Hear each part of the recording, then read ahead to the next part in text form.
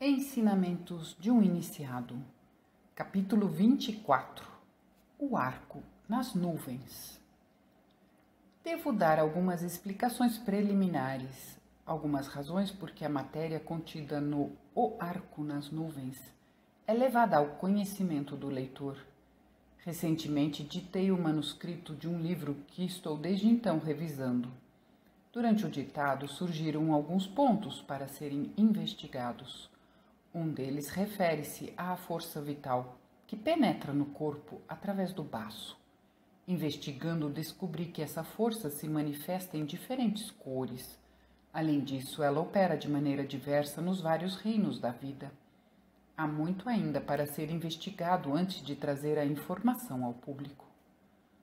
Um amigo, ao ler parte do manuscrito, mandou buscar em sua biblioteca em Seattle um livro publicado há mais ou menos 40 anos atrás, chamado Princípios de Luz e Cor, por Edwin D. Babbitt. Consultei esse livro e achei-o muito interessante, escrito por um homem dotado de clarividência. Depois de estudar o livro por 1 hora, fiz novas investigações. O tema ganhou mais clareza. É um assunto sério e profundo, pois a própria vida de Deus parece estar incorporada nessas cores. Entre outras coisas, remontando à memória da natureza no que se refere à luz e à cor, cheguei ao ponto onde não existia a luz, como foi descrito no livro Conceito Rosa Cruz do Cosmos. Depois segui os diferentes estágios da formação dos astros, até o momento em que o arco-íris foi visto entre as nuvens. Fiquei tão impressionado com essa investigação que minha devoção cresceu. A Bíblia afirma que Deus é luz, e nada nos pode revelar a natureza de Deus tão claramente como esse símbolo. Se um clarividente voltasse para o passado distante e obscuro e olhasse para esse astro na época de sua formação, vê-lo-ia como era no princípio. Uma nuvem escura, informe, surgindo do caos. Depois veria essa nuvem de substância virgem transformada em luz pelo Fiat Criador. Foi sua primeira manifestação visível, uma luminosa névoa de fogo.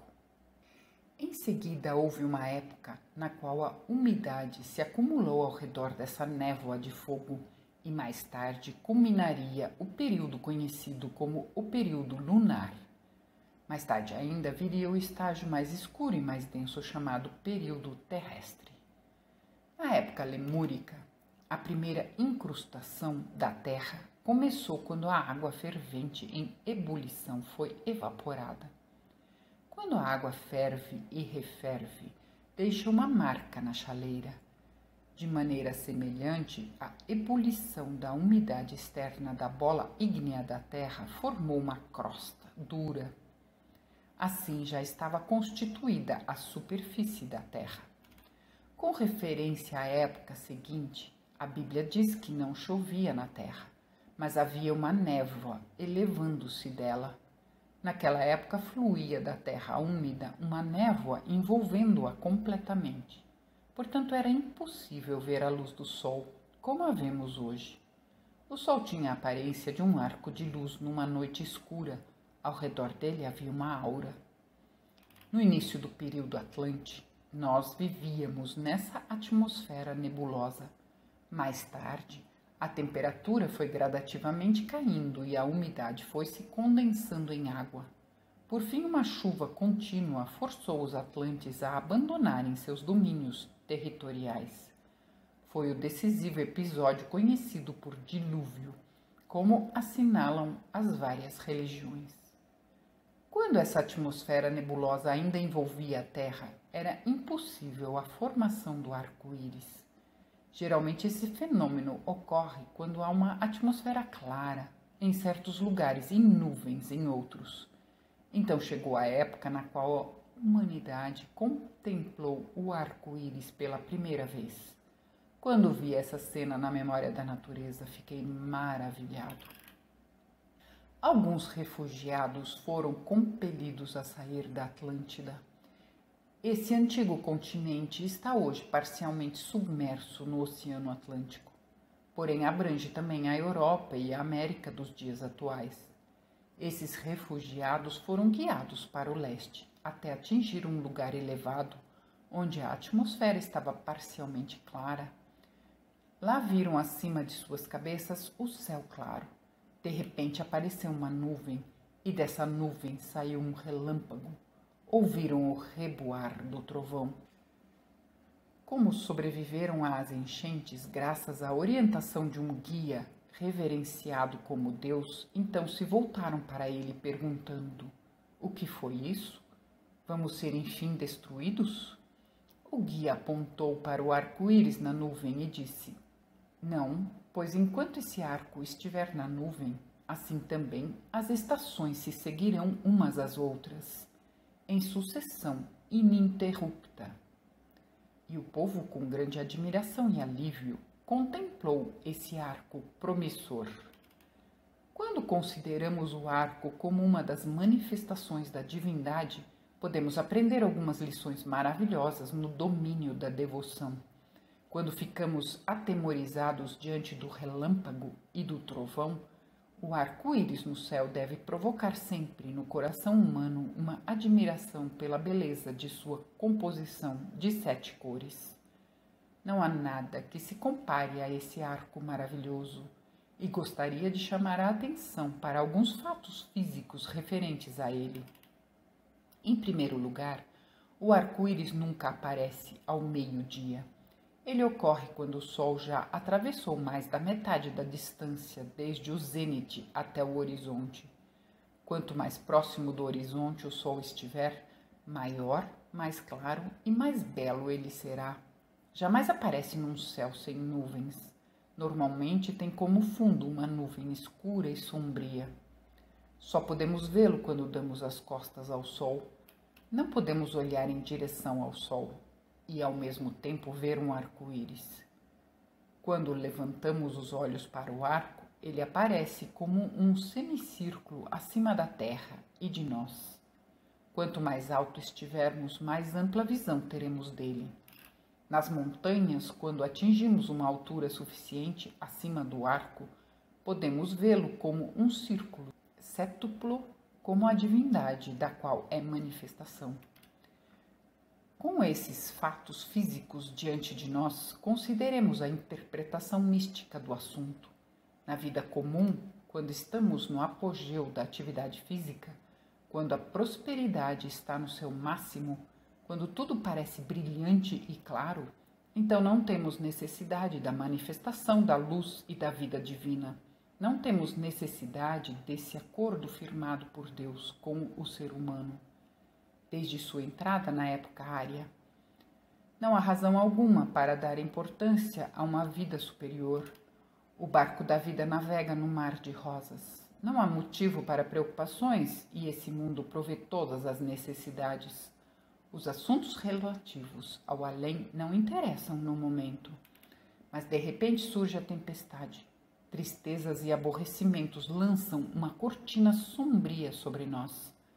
A borrasca do desastre rouba-nos o conforto material. Muitas vezes somos forçados a encarar a solidão, imersos num mar de sofrimentos.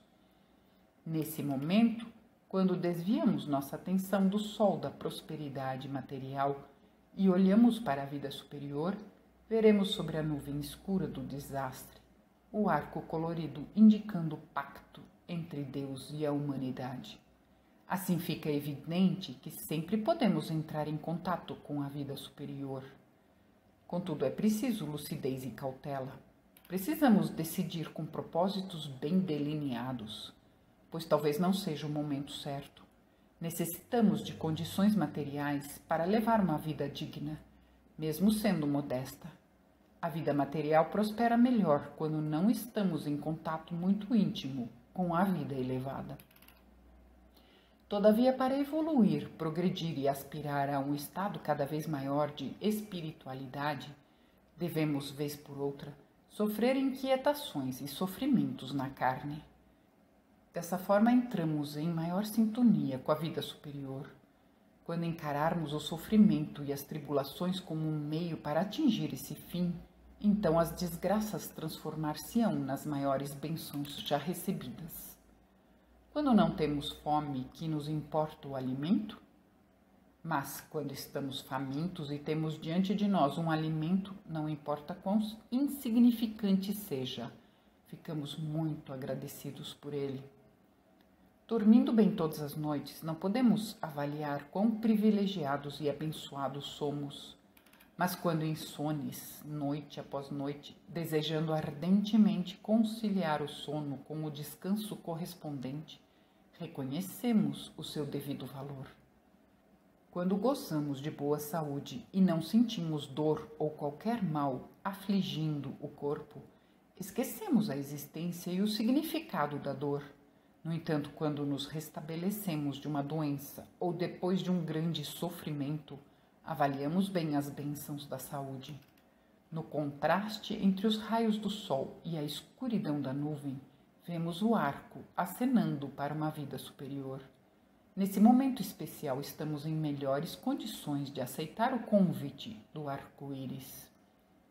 Muitas pessoas preocupam-se com ninharias. Isso me faz lembrar uma história recentemente publicada num de nossos jornais. Um rapaz subiu uma escada. Enquanto subia, olhava para cima. Encontrava-se em tal altura que uma queda seria a morte certa. De repente parou e olhou para baixo. Ficou imediatamente tonto, pois quando olhamos para baixo, já a elevada altura, ficamos tontos e assustados. Mas alguém acima dele chamou-o e disse: "Olhe para cima, garoto. Suba até aqui e eu ajudarei você." Ele olhou para cima e imediatamente a tontura e o medo desapareceram. Então continuou subindo até ser apanhado por alguém que o aguardava em uma janela. Vamos olhar para cima, manter o vigor na subida e deixar para trás os pequenos tropeços da vida. Contemplemos o arco da esperança, que está sempre enfeitando as nuvens. Quanto mais nos esforçamos por viver a vida superior e alcançar as alturas sublimes em direção a Deus, mais veremos o arco da paz, tornando-se um círculo, e haverá tanta paz aqui embaixo como lá em cima. É nosso dever realizar o trabalho que nos cabe nesse mundo. Oremos para nunca nos esquivarmos dele. Ainda assim temos um dever para com a vida superior. Esse é o propósito das reuniões aos domingos à noite. Unindo nossas aspirações, avançaremos em direção às alturas espirituais. Devemos lembrar que todos trazem dentro de si uma força espiritual latente. Ela é superior a qualquer poder no mundo. Como ainda não está disponível, somos responsáveis pelo seu desenvolvimento e uso. Para aumentar esse poder, devemos dedicar parte do nosso tempo livre ao cultivo da vida espiritual. Assim, quando a nuvem da desgraça descer sobre nós, possamos, com o auxílio dessa força, encontrar o arco dentro da nuvem. Como o arco é visto depois da tempestade, assim também, quando pudermos ver o brilhante arco-íris em nossa nuvem de dor, o sofrimento estará no fim e o lado luminoso começará a aparecer. Quanto maior a provação, maior a necessidade da lição. Quando trilhamos o caminho do erro, mais cedo ou mais tarde, seremos bondosos, mas firmemente fustigados pela realidade da vida e forçados a reconhecer que o caminho da verdade aponta para o alto e não para baixo, e que Deus governa o mundo.